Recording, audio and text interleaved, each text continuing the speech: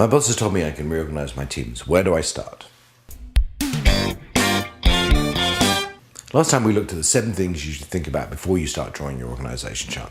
Today we're going to look at 5 things you should think about while you're drawing your organization chart. Okay, start at the top. Now, if you've done your planning right, you know your mission, you know your deliverables, and you know the expectations on the team. Now it's time to decide the top level structure, not the people. This is the structure. How many segments should the work break into? Is that the right number of teams? If it's not, you're going to need to think through that. And does the number of teams give you a good span of control? So think about at the top how you want to organize. Number 2, plan your starting lineup. Okay, so you know how many teams or how many work items you've got to do or work areas you've got to do. Now start at the top and think about what leaders each of those need. You know your team, you've met the team. Do they fit nicely into that structure? I don't know. If not, you may have to divide, you may have to combine. But don't do it to give people a job.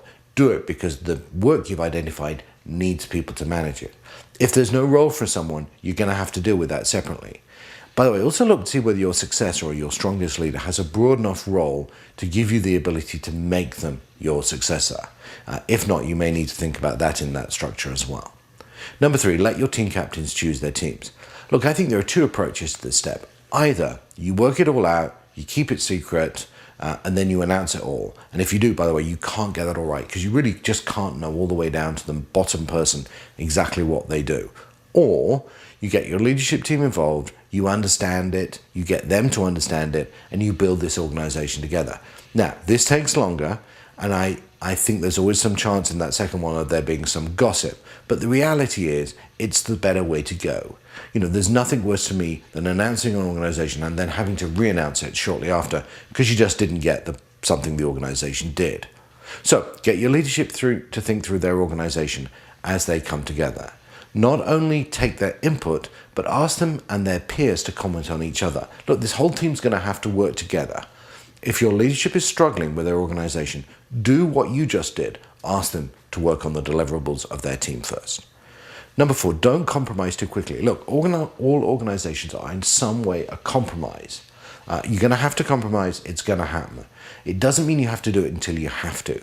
Just because somebody was a manager yesterday doesn't mean they have to be a manager tomorrow. It might, but it doesn't necessarily mean it.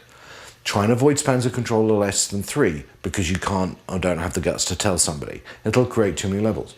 Don't forget about diversity. Try and build a balanced team. You're going to compromise, but try and resist that compromise until you really need it.